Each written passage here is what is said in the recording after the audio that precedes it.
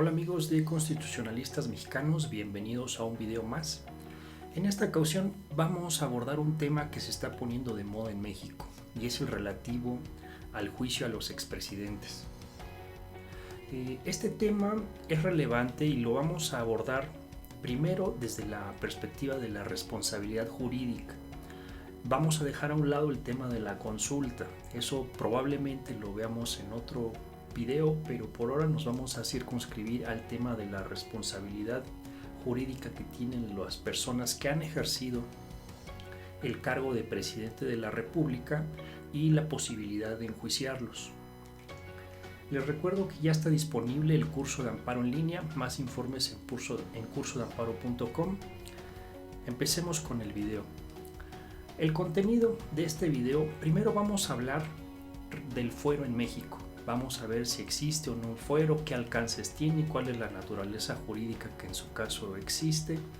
Después vamos a hablar de las distintas responsabilidades que existen en materia jurídica. Y por último vamos a abordar el caso de los gobiernos irregulares o de los gobiernos contrarios a los principios de la Constitución previsto en el artículo 136 de nuestra Carta Magna. Empecemos. Vamos a empezar con esta pregunta: ¿existe fuero en México? Y la verdad es que quien pretenda dar una respuesta simple por un sí o por un no, la verdad es que está cometiendo un error. Esta pregunta no admite una respuesta sencilla. En primer lugar, porque la palabra fuero es multívoca. Y vamos a ver que la Constitución en unas ocasiones prohíbe la existencia de los fueros y en otros artículos establece fueros. Entonces, lo que primero tenemos que hacer es desentrañar los diversos significados de esta palabra para después comprender la lógica del texto constitucional. Para ello vamos a recurrir a la definición que nos da la Real Academia. Vamos a ver aquí en el diccionario qué se entiende por fuero. Y vemos que en un primer significado equivale a jurisdicción. Y a su vez jurisdicción tiene varias acepciones. Entonces, jurisdicción en ocasiones también se entiende como competencia. Entonces, eso ténganlo en mente. Otro significado dice que en España, norma o códigos históricos dados a un territorio. Ese significado lo vamos a excluir. Esto porque tenemos que respetar el principio de supremacía constitucional. En este análisis no podemos traer instituciones del derecho comparado o del derecho extranjero porque estamos brindando una solución a partir de la Constitución mexicana. Vamos a dar una respuesta constitucional y para eso tenemos que agarrar como fuente de autoridad el propio texto de nuestra Carta Magna. Regresando a los sentidos de la palabra fuero, tenemos compilaciones de leyes. También les voy a hacer una recomendación. Estoy poniendo aquí algunas láminas y tiene texto. Si ustedes se adelantan y lo van leyendo, después se les va a hacer muy tedioso que yo les vaya haciendo algunas menciones o que yo vaya dando lectura. Entonces les propongo que vayamos juntos recorriendo las láminas. Un cuarto significado de la palabra fuero se dice cada uno de los privilegios y exenciones que se conceden a una comunidad, a una provincia, a una ciudad o a una persona. Mucho ojo, este es el que va a tener relevancia importante en este estudio. Un quinto significado, privilegio, prerrogativa o derecho moral que se reconoce a ciertas actividades, principios, virtudes por su propia naturaleza. 6. Arrogancia, presunción. 7. Competencia a la que legalmente están sometidas las partes y que por derecho les corresponde. 8. Competencia jurisdiccional especial que corresponde a ciertas personas por razón de su cargo. Y 9. Lugar o sitio en que se hacía justicia. Entonces, esas son las distintas acepciones que tiene la palabra fuero. Ahora vamos a analizar el texto constitucional para ver qué uso se le está dando a esta palabra. La primera ocasión en que vamos a encontrar la palabra fuero en nuestra Constitución va a ser en el artículo 13. Y vemos aquí, ninguna persona o corporación puede tener fuero. Entonces aquí estamos teniendo una regla general que está prohibiendo los fueros. El sentido que está usando aquí la Constitución se refiere a los significados 4 y 5. es decir, cada uno de los privilegios y exenciones que se conceden a una comunidad, a una provincia o a una persona.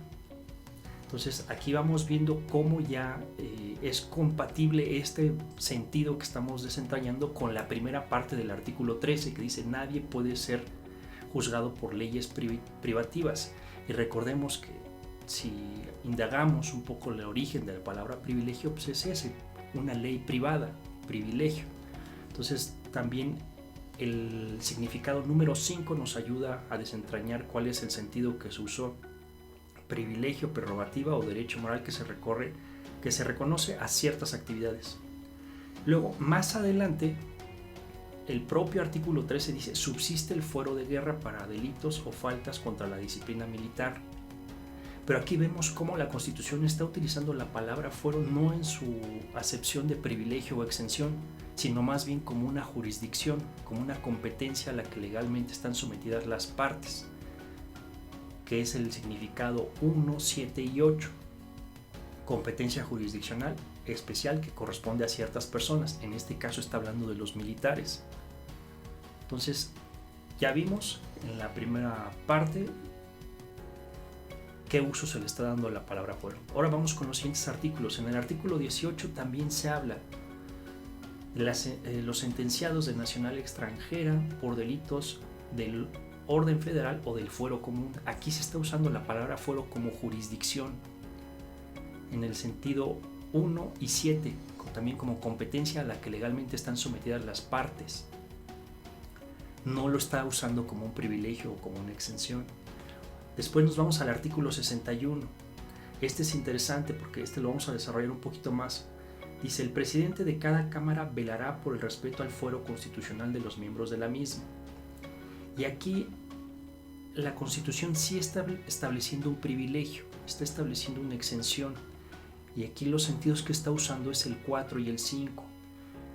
Confirma esto el hecho de que el primer párrafo del artículo 61 nos está hablando de que los diputados y senadores son inviolables por las opiniones que manifiesten. Entonces aquí estamos viendo que se está excluyendo a los diputados y senadores de todas aquellas normas, tanto sustantivas como adjetivas, que sancionan la afectación a ciertos bienes jurídicos. En este caso puede ser la honra, la privacidad y demás.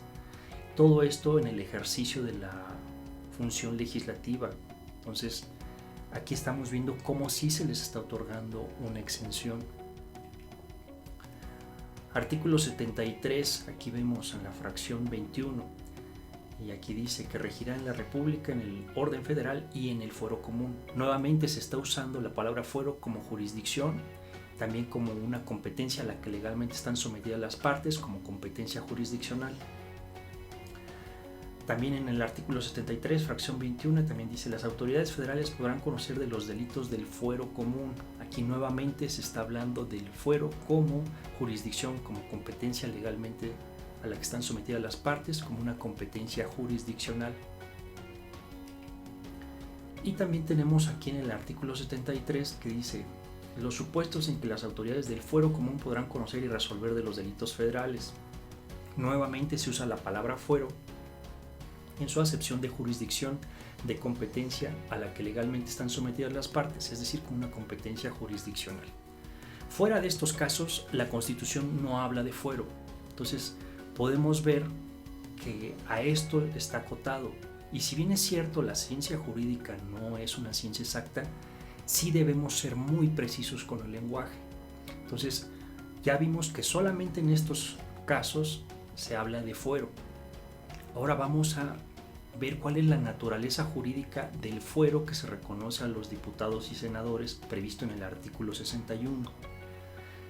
Aquí básicamente se está excluyendo ciertos actos del ámbito material de validez de las normas que sancionan actos de comunicación que afectan bienes jurídicos, como puede ser la privacidad, el honor y demás. También se excluye a los legisladores del ámbito personal de validez de dichas normas, de las normas que estamos viendo que sancionan actos que afectan bienes jurídicos.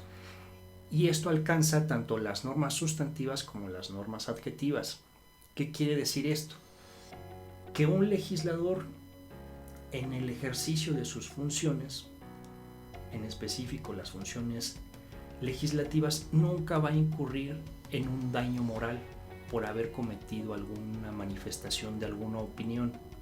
Entonces, no va a haber un ilícito y tampoco va a haber normas adjetivas que tengan por finalidad establecer un derecho de acción con motivo de eso. Entonces, aquí vemos cómo se está excluyendo a los diputados de ese tipo de normas. Entonces, y esas normas abarcan tanto las sustantivas como las adjetivas, porque no van a actualizar los ilícitos. Entonces, esa es la naturaleza jurídica del fuero que está regulado en nuestra Constitución. Como vemos, aquí no se habla todavía de un fuero al presidente de la República, porque la Constitución no emplea esa palabra. Lo vamos a ver más adelante. La Constitución regula a otra institución jurídica al fuero. Vamos a ir viendo de qué se trata. Pero ahora vamos ya con la segunda parte del video. Vamos a hablar de las distintas responsabilidades jurídicas. Como pueden recordar ustedes en sus clases de Derecho, Introducción al Estudio de Derecho, hay responsabilidades civiles, laborales, fiscales. Aquí vamos a hablar a grandes rasgos de las principales y vamos a ir despejando algunas dudas. Todo en el contexto de averiguar qué responsabilidad tiene alguien que ejerció el cargo de Ejecutivo Federal en los Estados Unidos mexicanos. Vamos a empezar por el juicio político. Lo que tenemos que decir aquí respecto del juicio político es que el artículo 110 de la Constitución no incluye al Ejecutivo Federal, entonces no es sujeto de un juicio político. Recuerden que en un juicio político hay sanciones específicas que establece la Constitución, pero simplemente esto lo vamos a mencionar para aquellos que quieran saber un poco más de esta responsabilidad, pero ya de entrada tengamos en mente que el presidente, el cargo de presidente de los Estados Unidos mexicanos está excluido. Para aquellos que estén interesados en ver qué tipo de sanciones son las que se imponen o qué artículos son los que regulan la responsabilidad política, les recomiendo que vean el artículo 110 de la Constitución y el artículo 109 fracción primera para que vean cuál es el procedimiento. Ahí hay un procedimiento especial, no es un procedimiento jurisdiccional tradicional. Ahora, la conclusión es que el presidente no es sujeto de juicio político. Mucho ojo, esto vamos a regresar un poquito. Si bien es cierto, no hay una legitimación pasiva en contra del presidente de los Estados Unidos mexicanos para que sea parte de un juicio político, eso no quiere decir que ya se le exenta al Ejecutivo Federal de que cumpla con los deberes que la Constitución le impone. Esto no es así. Y aquí es muy importante que pasemos a distinguir las normas sustantivas de las normas adjetivas. El hecho de que el 110 establezca un procedimiento jurisdiccional denominado juicio político no quiere decir que el Ejecutivo Federal está exento de cumplir los deberes que le establece la Constitución. Entonces, eso ténganlo en cuenta. Ahora vamos con el artículo, vamos con lo relativo a la responsabilidad administrativa. La responsabilidad administrativa va a estar prevista en el artículo 109 de la Constitución y va a abarcar a todos los servidores públicos. Esto es importante. Ahora, más adelante vamos a ver qué alcances tiene el artículo 108 constitucional, cuando establece que solamente se podrá acusar al Ejecutivo Federal por traición a la patria y delitos graves del orden común. Eso ahorita simplemente vamos a adelantar que esa redacción del artículo 108 no excluye al resto de las responsabilidades, porque pensar lo contrario, es decir, pensar que ese artículo excluye toda responsabilidad, nos llevaría a absurdos. Y les pongo un caso. Si fuera en esos términos tan amplios la protección que da el artículo 108, simplemente todos los juicios de amparo que promoviéramos en contra del Ejecutivo Federal, por ejemplo, contra un reglamento, contra lo que ustedes gusten, contra algún decreto y demás, se tendrían que desechar bajo el argumento de que el Ejecutivo Federal es irresponsable y que no se le puede acusar más que exclusivamente por el delito de traición a la patria y delitos graves del orden común, cosa que no es así. Entonces, una vez aclarado eso, tengan en cuenta que en el ámbito de la responsabilidad administrativa se están abarcando a todos los servidores públicos, y al no haber una exclusión expresa en este tipo de responsabilidad administrativa respecto del presidente de la República o de quienes ejercieron ese cargo, es que un expresidente sí tiene responsabilidad administrativa. Ahora, ¿qué tipo de sanciones son las que se pueden aplicar? Eso lo vamos a ir viendo más adelante. Simplemente ahorita quiero que vean aquí el énfasis de que todos los servidores públicos están incluidos. Ahora, también hay una prescripción regulada a nivel constitucional respecto de esta responsabilidad administrativa. Y aquí la propia Constitución, en el artículo 114, establece que los plazos de la prescripción no serán inferiores a 7 años. Entonces, eso hay que tenerlo en cuenta. Ahora, vamos al tema de las sanciones. Las sanciones que se dan en el contexto de la responsabilidad administrativa están previstas en el artículo 109 de la Constitución.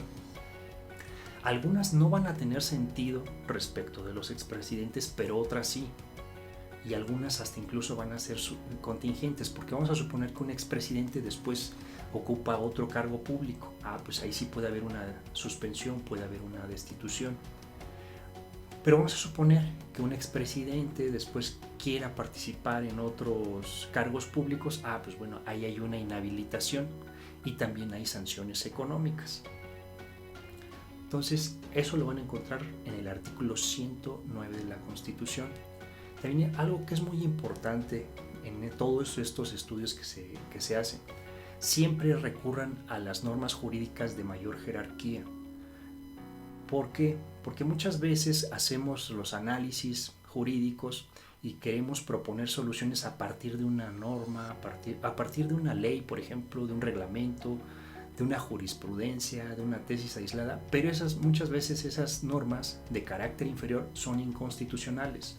Entonces, siempre para dar una solución jurídica que sea constitucional, que sea regular, que sea materialmente válida, siempre debemos atender primero a las normas que tienen mayor jerarquía.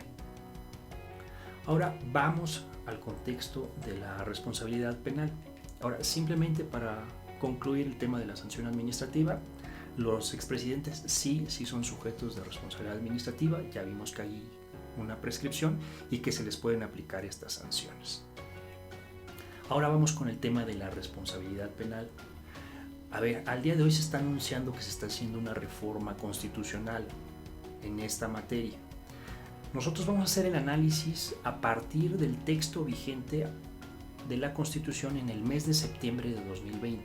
O sea, vamos a partir del derecho positivo constitucional vigente al día de hoy. Y con fundamento en ello vamos a hacer este estudio.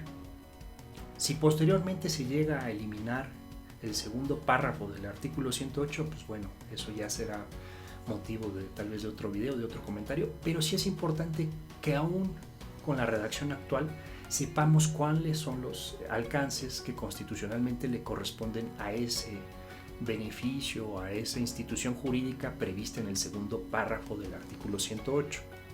Entonces, una vez aclarado eso, vamos a ver primero si el cargo de presidente de la República se ve beneficiado por la declaración de procedencia en materia penal.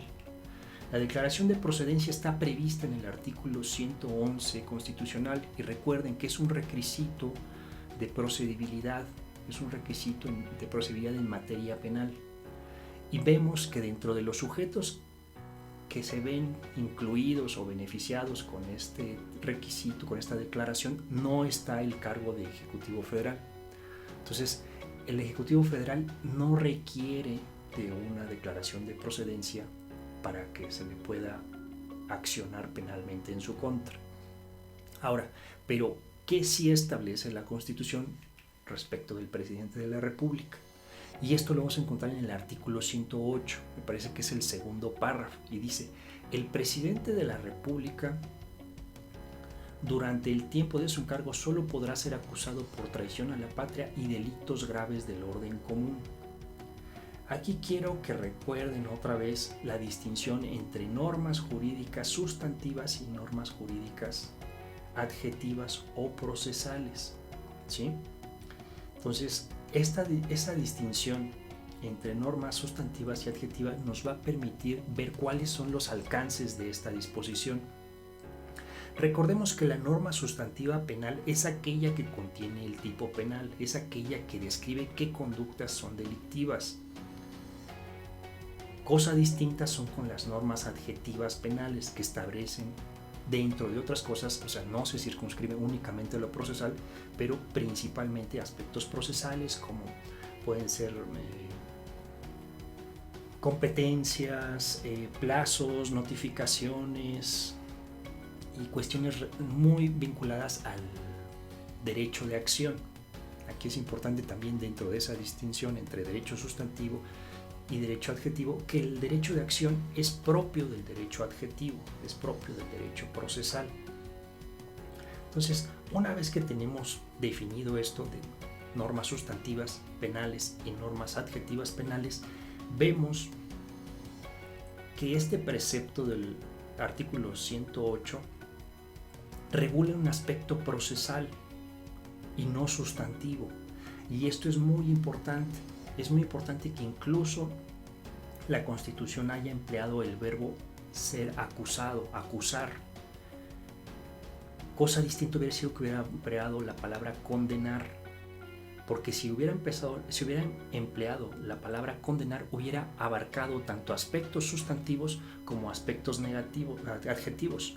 Pero la Constitución, al usar esta expresión de solo podrá ser acusado, está circunscribiendo este beneficio únicamente al aspecto adjetivo, al aspecto procesal.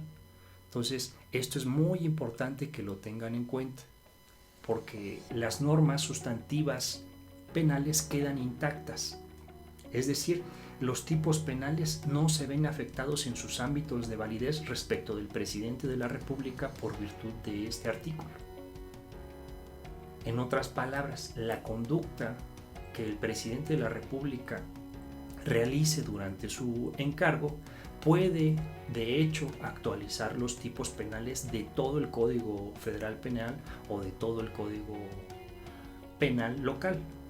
Entonces, eso es muy importante, no se está excluyendo. Cosa distinta lo veíamos, por ejemplo, con el fuero establecido a los legisladores en el artículo 61, porque ahí sí se abarcaban aspectos sustantivos y aspectos adjetivos, porque hablaba de la inviolabilidad de las opiniones, y aquí no, aquí está acotado a un aspecto del ejercicio de la acción penal. Ahora, vamos a ver aquí una tabla para que veamos qué efectos tiene este beneficio del 108, ya a la luz de la distinción que hicimos entre derecho sustantivo y derecho adjetivo. Podemos hacer la siguiente clasificación de los delitos. Por ejemplo, el delito de traición a la patria, vamos a poner de un lado los delitos y del otro lado vamos a poner los aspectos procesales, los aspectos vinculados a la acción penal.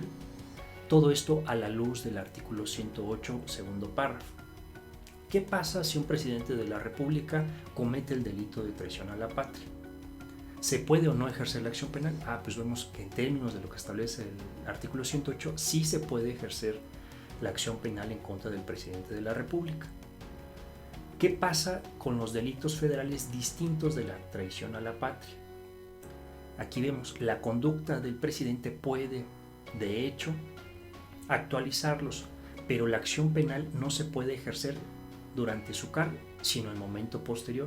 Es decir, tan pronto el presidente de la República deje de estar en funciones y ya sea lo que estamos analizando aquí, sea el expresidente, ahí ya se puede ejercer la acción penal respecto de estos delitos federales distintos del de traición a la patria. ¿Por qué? Porque recordemos que el beneficio que establece el artículo 108 es de naturaleza adjetiva y no afecta los ámbitos de validez de las normas que establecen los tipos penales, que son las normas sustantivas.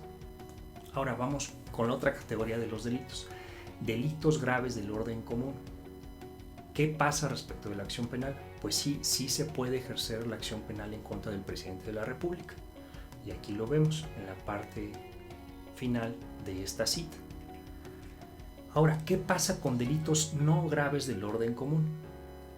Pues miren aquí, la conducta del presidente puede, de hecho, actualizar los tipos penales, pero la acción penal no se puede ejercer durante su cargo, sino en momento posterior. Entonces, ya vemos cuáles son los alcances que constitucionalmente le corresponden a esta disposición. Ya vimos que es una disposición de carácter adjetivo y que tiene como naturaleza jurídica hacer unas restricciones respecto de la acción penal. Ahora vamos a hablar de la prescripción de la acción penal. La Constitución nos establece en el artículo 114 que será exigible de acuerdo con los plazos de prescripción consignados en la ley penal, que nunca serán inferiores a 3 años. Si bien es cierto aquí una remisión al legislador, también el legislador debe cumplir con el orden jurídico, debe cumplir tanto con la Constitución como los tratados internacionales que hay sobre la materia. Entonces, en ese contexto tenemos que considerar que hay delitos que son imprescriptibles.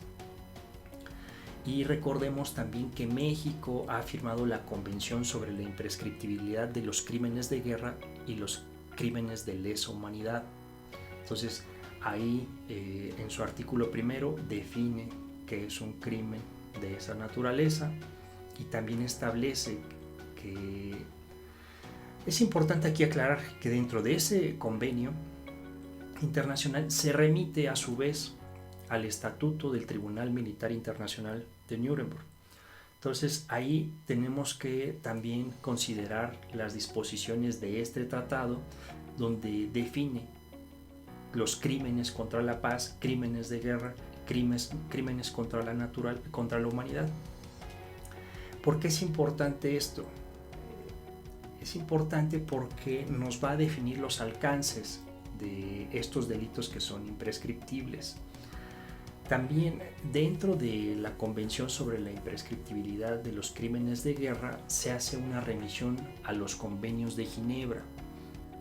Y aquí los convenios de Ginebra del 12 de agosto de 1949, la verdad es que son muy amplios, regulan muchísimos aspectos. Entonces todo eso hay que considerarlo al momento de ver el derecho penal sustantivo aplicable a cada caso. Y por último, recordemos que también el Código Penal Federal regula en el artículo 149 violación de los deberes de humanidad y también regula el delito de genocidio. Entonces, en resumen, los crímenes de guerra y de lesa humanidad son imprescriptibles. Entonces, en esos casos, la ley no puede establecer el beneficio de la prescripción.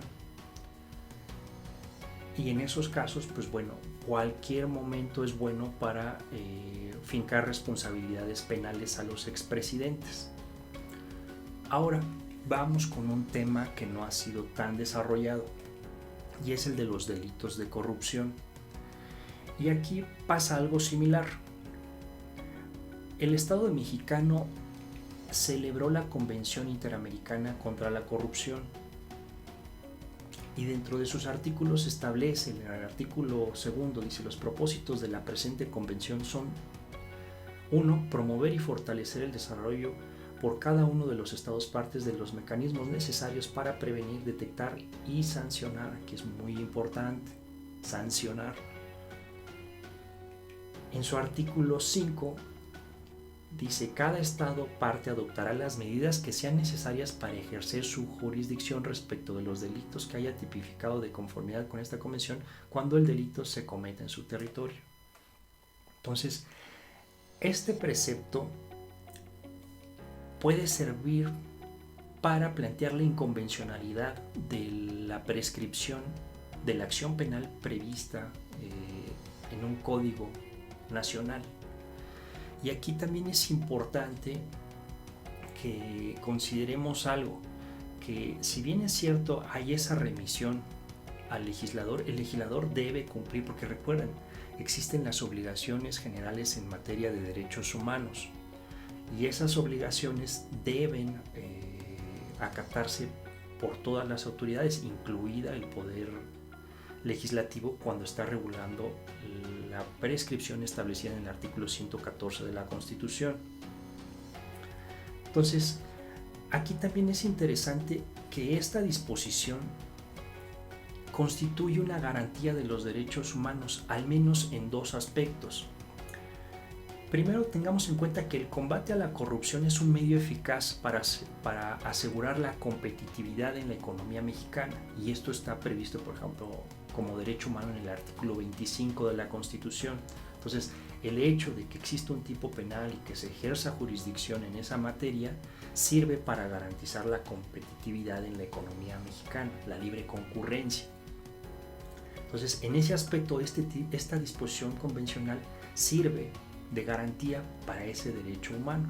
Ahora, en otro sentido, también el combate a la corrupción, al propiciar un mejor uso de los recursos públicos, también sirve para cumplir con el principio de progresividad de todos los derechos humanos que requieran de recursos económicos para su satisfacción. Entonces, con base en esas ideas, es válido afirmar que si bien es cierto la Constitución en el artículo 114 establece que el legislador va a regular los plazos de la prescripción, también es cierto que debe cumplir a su vez el legislador con los tratados internacionales celebrados por el Estado mexicano, y más cuando estas disposiciones, y en específico esta que estamos analizando, funge como una garantía de derechos humanos. Y si funge como garantía de derechos humanos, forma parte del bloque de constitucionalidad. Y eso sé que ya es un tema que lo hemos abordado en otro video. Les recomiendo que vean ese video del bloque de constitucionalidad en México, porque ahí hacemos críticas a las jurisprudencias que ha emitido la Suprema Corte de Justicia, en la que se equivoca, por ejemplo, cuando hace la interpretación conforme, porque la Constitución dice que la interpretación conforme se usa tomando como referencia dos cuerpos normativos, a saber, la Constitución y los tratados internacionales en materia de derechos humanos. Pero a la Suprema Corte de Justicia se le olvidó y solamente incluyó como referentes normativos a la Constitución, siendo que también hay una disposición expresa de la Constitución que debe incluir también a los tratados internacionales en materia de derechos humanos. Entonces, concluyendo este tema de la prescripción, tenemos delitos que son imprescriptibles y también tenemos delitos en contra de la corrupción cuya plazo de prescripción puede ser impugnado por inconvencionalidad. Entonces, al día de hoy, esos delitos que sancionan la corrupción pueden ser fincados a los expresidentes. No hay esa limitante que establece el artículo 114 del plazo de la prescripción. Para aquellos expresidentes que todavía estén en plazo, pues bueno, no hay problema, pero los que ya se haya vencido el plazo al que alude el artículo 114, pues se puede plantear la inconvencionalidad del código penal, que en su caso establezca esa prescripción, por ser incompatible con estas disposiciones que estamos analizando.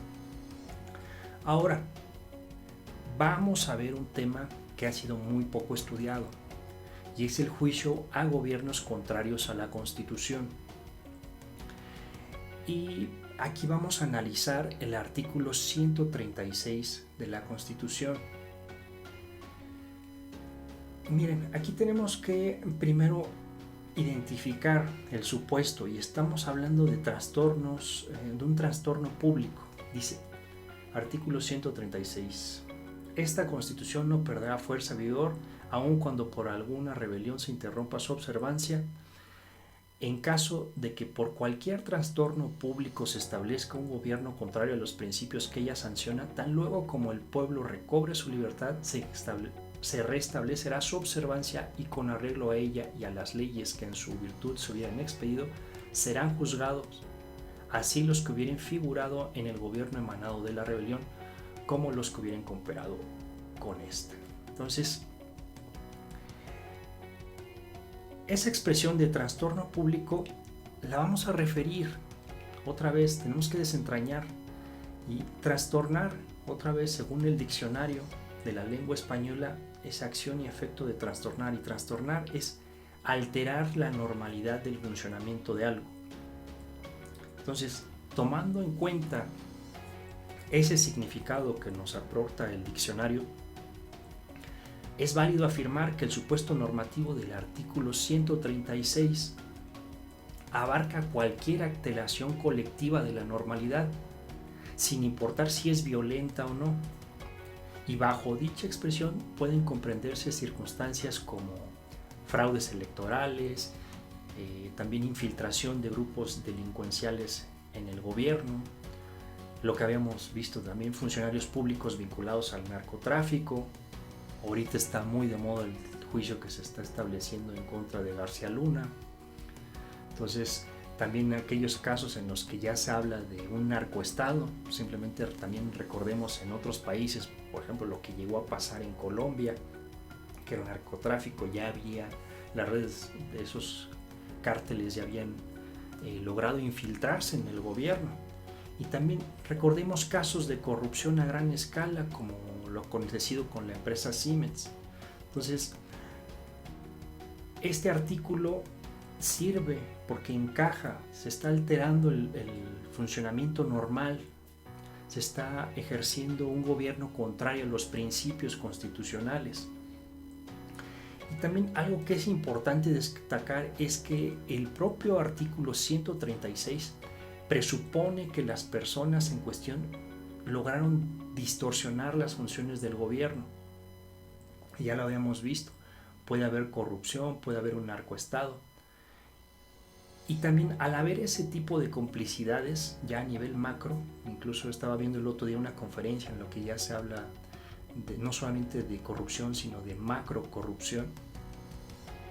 En un contexto así, imaginemos el supuesto en el que ya se logran corromper los funcionarios vinculados a la seguridad pública, a la investigación y persecución de los delitos y a la impartición de justicia. Si estamos en ese escenario, lo más seguro es que no va a haber procedimientos para afincar responsabilidades. Las fiscalías no van a funcionar porque van a estar cooptadas por este gobierno contrario a los principios constitucionales en estos temas ya incluso de delincuencia organizada, de narcoestados. Y si es que existen procedimientos para afincar responsabilidades, lo más seguro es que van a ser una simulación. De ahí la importancia de este artículo, porque este artículo establece una garantía jurisdiccional para restablecer la vigencia de los principios constitucionales aún en los escenarios más extremos. Entonces, en ese contexto, si existe un presidente que participó en un gobierno contrario a los principios de la Constitución, en este contexto de la alteración de la normalidad de la vida pública, este artículo establece la obligación, no es una obligación de resultado. ¿Por qué? Porque dice que todos los que participaron en ese gobierno contrario a los principios constitucionales deben ser juzgados. Y lo importante o lo relevante de esta disposición es que aquí no establece el beneficio de la prescripción como sucede en otros supuestos. Entonces, hasta aquí estamos haciendo este análisis. También estamos preparando un documento escrito respecto de este tema de la responsabilidad jurídica de los expresidentes. Ojalá que cuando ya esté publicando este video también lo pueda incluir en la descripción. Pero hasta aquí hemos hecho un análisis de cuál es la responsabilidad. Ya vimos que fuero únicamente el del artículo 61. También vimos que el beneficio establecido en el artículo 108 para el cargo del presidente de la República es únicamente de naturaleza adjetiva, lo cual deja intactos los tipos penales, o sea, es decir, las normas sustantivas penales, y esto tiene consecuencias porque una vez que ha fenecido el cargo de presidente, esas personas pueden ser objeto de un procedimiento penal para sancionarlos incluso por delitos distintos a la traición a la patria y a los delitos graves del orden común cuando hayan sido cometidos durante el encargo, toda vez que el beneficio es meramente de naturaleza adjetiva por regular el ejercicio de la acción penal. Entonces, Pues hasta aquí dejamos este video. Espero que haya sido de utilidad. Aún no he decidido si voy a hacer un video respecto de la consulta popular que está proponiendo el Ejecutivo Federal. Ya he escuchado algunas opiniones, la verdad les encuentro errores a quienes las han pronunciado, porque están diciendo que la consulta popular en automático va a violar el principio de presunción de inocencia, lo cual no es cierto. Entonces aún no lo decido, pero pues bueno, en caso de que decida hacer ese video, ya les estaré notificando. Muchísimas gracias y nos estamos viendo. Hasta luego.